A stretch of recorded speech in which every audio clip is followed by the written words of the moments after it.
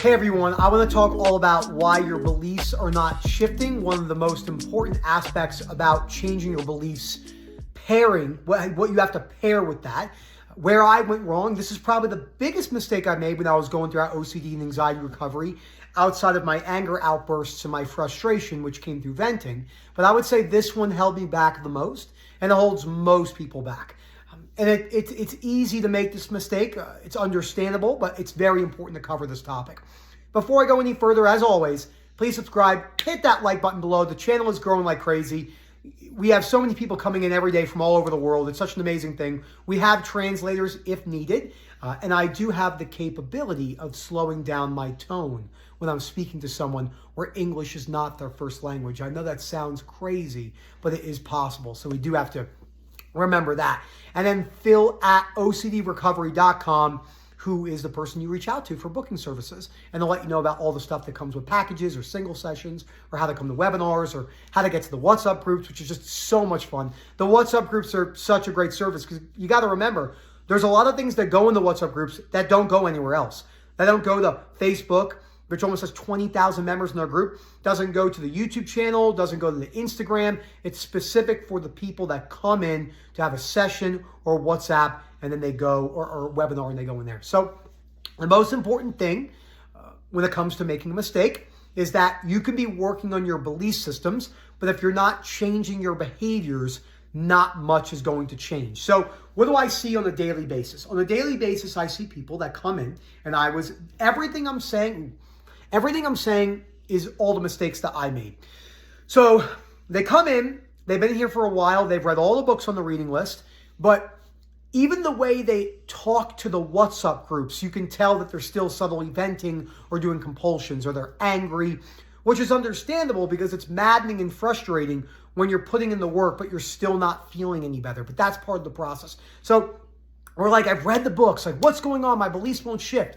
I said, yeah, well, think about the way you're even speaking right now. You're performing a compulsion as we speak.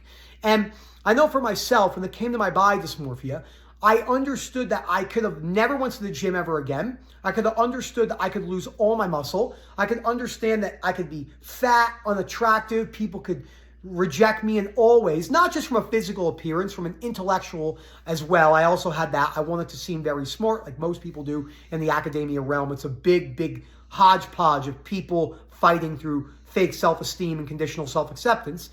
But it wouldn't shift. And the reason why it wouldn't shift is because I kept doing these subtle behaviors, like skipping out on lunch because I didn't want to be bloated, or changing my exercise program because I was afraid of not getting the best results I was going to get. That was a big one for me. So always changing like tempo or rep schemes or programming in CrossFit to bodybuilding. That was a massive compulsion because I was looking for that perfection and looking for a certain connection feeling in my brain. So let's say you understand that there's no such principle as the one. You've broken that down. I realize there's no such principle as the one. I get that, but why am I still stuck? Well, you're still subtly venting to your partner. You're still Googling sometimes. Remember, I use a lot of drug examples because they work very well in a theoretical way for the brain to wrap their head around why this is not good for us. So most people will not understand OCD. Even the people that are proclaimed experts, well-intentioned individuals, they still don't understand OCD. But nobody at 18, most people, look at someone injecting heroin and think, is that bad for you? We know it's bad for you. So drug analogies are good to use, okay? You can go and practice the principles of AA, Alcoholics Anonymous, do everything right, work on your structure, get a job, formulate better relationships, better communication skills, all that. But if you still drink, you're not fucking sober. And your life's not going to be the way you want it. I know because I did this. This is how I wasn't honest with myself at all. I just deceived myself, and I knew what I was doing too. You're like, yeah, I can leave that little thing there, but you can't because it comes back and pulls the rug out from underneath you and it bites you in the ass. So I had to accept that A, I wasn't being honest with myself. B, I wasn't putting the work in I needed to put in. And C, that it was going to take a little bit longer. And then D, as I changed these small beliefs, even though my behaviors were sound, it was more than likely going to spike up my OCD quite high again. And this is something I experienced every time I was making a behavioral change. So every time I went, this behavior is bad for me, even though my beliefs, I understood, like I told you, all about the rejection, the body image, I knew those. Sound. I understand that people have different brain structures and they commit different things. People that commit murder have a multitude of different reasons for what they do. Brain structure abnormalities, lack of impulse impulse control in the moment. Many reasons. That's not an agreement thing. It's looking at it from a bird's eye view on why people do what they do. And that's for any situation. That's for sexual trauma and abuse. That's for war zones and genocide. That's for stealing of money in banks and heists. For everything that humans do, whether they take shortcuts.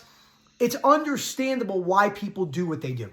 And when you have a bad habit for a long time, it's super understandable why people do what they do, because it becomes a pathway in the brain. And not to get into the neurology, but this is what neuroplasticity is. Your brain's plastic, which means it changes. But when you have a habit, that's the plasticity you have right now. And you can't unwind that habit overnight, especially if it's been ingrained for long, long periods of time. But you can talk about and theorize about your belief systems quite easily. So we have to remember that it will take time to change these behaviors. But I tell people, right? I said this in the webinar yesterday. Take a pen, right? My scribe, my invisible scribe.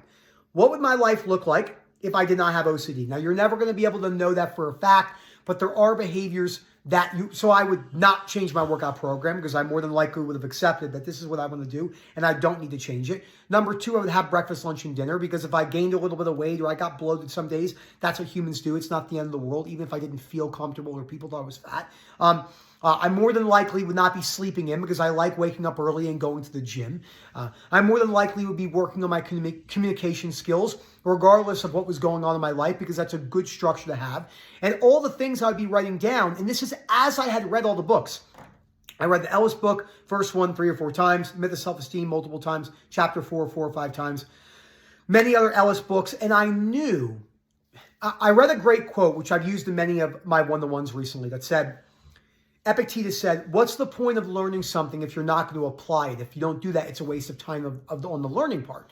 And now humans are going to learn things that we're never going to use. It's, you watch documentary shows on hidden history, but, for things that really matter in your life, such as principles and value systems held in an unconditional manner, whether that's from spirituality or philosophical or religious, there's a bunch of overlap between all those. Those are just broad-based examples.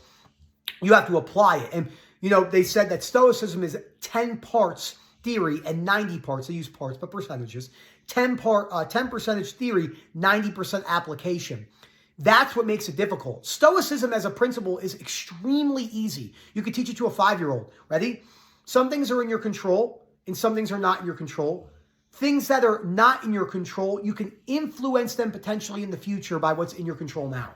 So you can't control the way you're feeling right now, but if you handle it better in the moment, you might be able to influence the way it affects you in the future.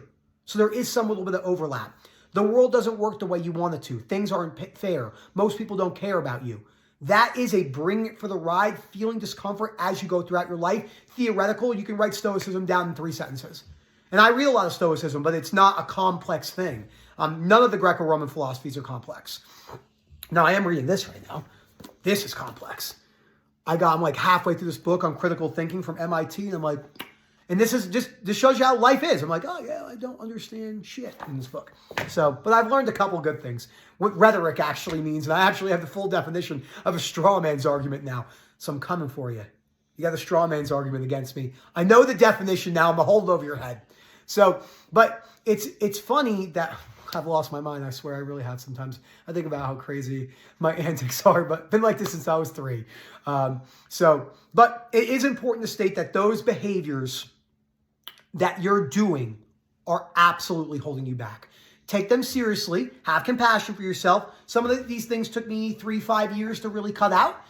Realistically, when I've been working on my anger since before I even met Rob, that took me a very, very long time. So that's one of the number one reasons you're not getting better.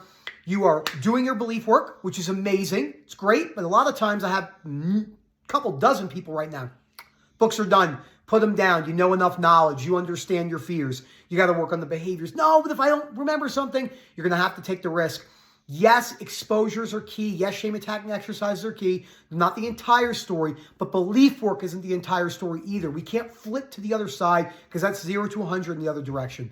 Thank you for watching. I hope you enjoyed this. Let me know what you think. If you have any questions, please ask down below. I go through the comment section 3-4 times a day and answer as many as I can. It's something I really, really value, keeping in touch with the community and just spreading hope from someone that's been where you are to where I am now, which is,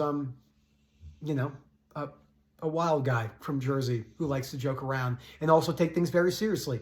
Can we talk about that for 1 second before I go? This is important.